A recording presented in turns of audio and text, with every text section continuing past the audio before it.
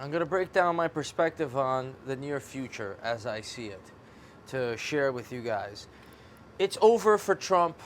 He finally conceded defeat, and it's over. Let's talk about the end of that presidency and what that looked like. I know your emotions are flared, but it's time to let things go and cool things off.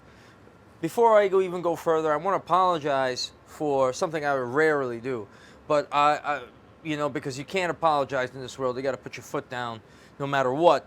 As soon as these piranhas smell a little blood, they come after you.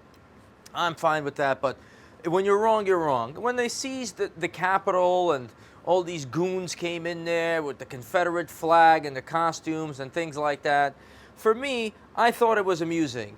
I thought it was amusing to see Nancy Pelosi's office and even Mitch McConnell, and they're hiding and they're this and that, because to me, they're really crooks, and I'll tell you the real proof of it in a moment. And I thought it was amusing, but it's not so amusing when a police officer gets hit in the head with a fire hydrant that's just trying to do his job and dies, right? If it was me getting hit in the head with a fire hydrant or somebody I cared about, I wouldn't find it so amusing.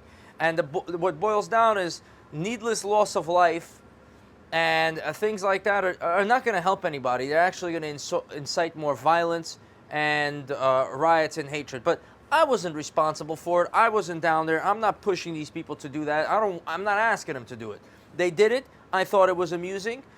Perhaps I was wrong, and certainly that's not the right way to go about it. And that's that. Me, I looked at it as papers ruffled on the floor, and they had to hide under their desk, and so what? But that's obviously not the case when life is lost. The woman that got shot, crawling through the window, that was shot by by the police in there, or Secret Service, or whoever.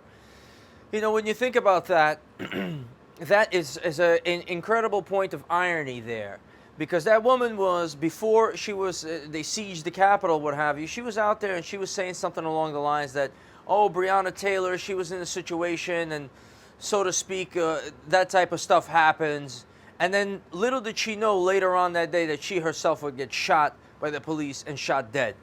And the irony, of course, is obviously Breonna Taylor didn't crawl through a window. She was home.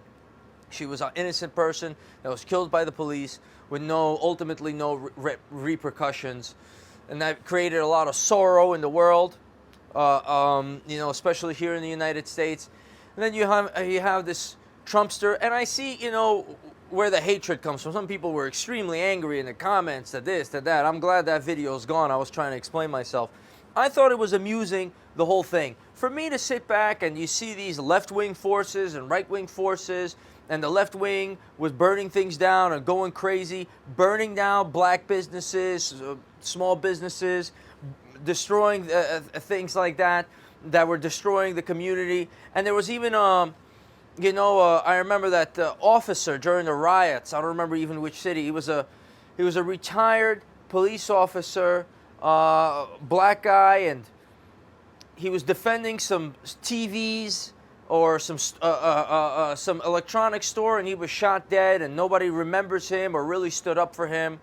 There's a lot of hypocrisy, is what I'm saying. Hypocrisy on the left, hypocrisy on the right, hypocrisy on that woman that crawled through that window that died that day.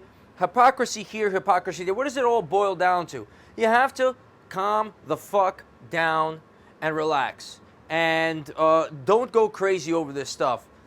Somebody was like, oh, you're like an alt-right. Because I thought that when they were storming in the Capitol and everybody was I thought it was what it was. Funny and enjoyable. It wasn't right to think so. But I'm not an alt-right guy.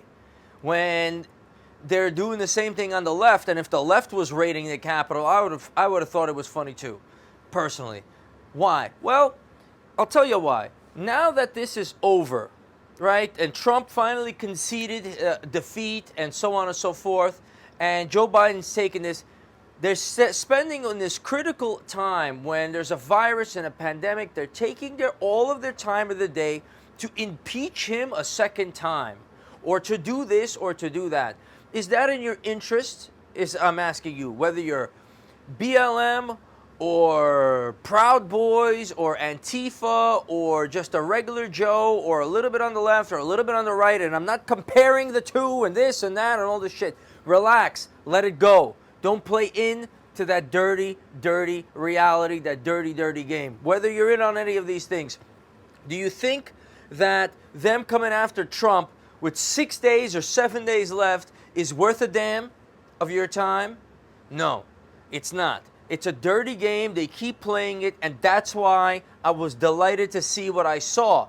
Let the shit go. He's got days to go. Don't you want to hit the new presidency in the ground running? You think I want Joe Biden to, you think I'm going to sit here and say he's the devil? Yeah, he did a lot of crooked things and this and that, and he's this and he's that. Best of luck, Joe. I'm going to cover his presidency fairly. Out the gate, he wants to print some money, $1,400, the easiest way to stimulate the economy or the easiest way to collapse the currency and change the course of history beyond measure because of this mutating virus that's out there. I'm going to let you know what it is, but going forward into the future, if we don't cool down and relax and you don't see the other side of the coin, you're going to be in trouble. And I'm going to try to do the right thing and see things the way they are. Okay, Trump, impeachment, he sent the Capitol, a police officer died, an innocent person died, and whoever else went through all the trouble that they went through. It's over. Let it go. When it comes to the election, I never got conclusive information for me to, absolve all of my questions about that election, but it's okay. I'm going to let it go. He's elected. He's duly elected. He's not elected. I'm going to put it in the back of my mind, and historians one day will figure out whether the election was a fraud or not. As of now, I'm going to let it go. I'm going to go on. This is the president coming up. I'm going to do my best as a citizen and play my part in this society. And I'm not going to sit here and incite more violence and more hate. All these people that their lives are lost and all the turmoil that's going to go on in this world, right? These Trumpsters and their countries decaying, and the average worker that had a certain quality of life in all these small towns across the United States, their quality of life is plummeting. They elected a guy like Trump. He did what he did. He tried to fight China, but he couldn't shut the fuck up for 5 seconds. He ran his mouth way too much, caused him way too many problems, whether he lost the election or it was stolen from him. He's done. He's over. Now he's going to play along. He's going to print some money. Things are going to work out, but China is going to be there, and China is trying to take over. They don't stand. They don't play any of these games. I can show you the things that are going on in China, and someday I will. But our chances of success are greatly diminished to fight and deal with all the threats that the future holds if we keep chasing our tail, impeaching Trump for the second time. All this Parler and Twitter and Facebook and banning and here and enraging and this and that. I'm doing what I can to give you the proper guidance. I don't want you to be enraged by me saying God bless the rioters or what have you. It's just me being cynical. I'd rather apologize for it and try to tell you what's up. That if we keep down this game of far left and far right, we're going to fall flat on our faces. So that's really my perspective on what it is. Trump is going to be history. If they're going to keep going after him and keep doing this dirty, dirty game, the Capitol will be sieged the second time. I could almost guarantee it. All these problems are going to go down, and they're going to get worse and worse and worse until you get the proper leadership in this country. Hopefully, Joe Biden can handle it.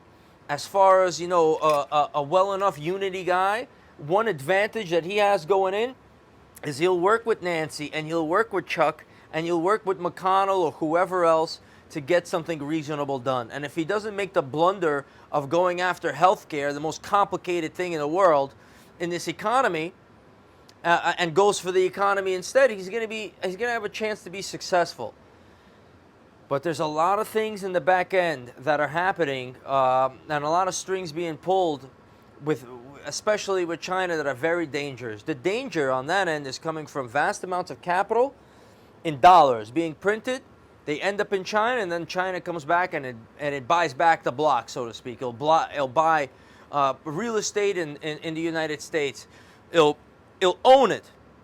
The Chinese Communist Party will own portions of this country and of its businesses, and it's going to be a very wild ride that I think you should prepare for. And if we want to be successful, we got to cut the shit out and calm the fuck down.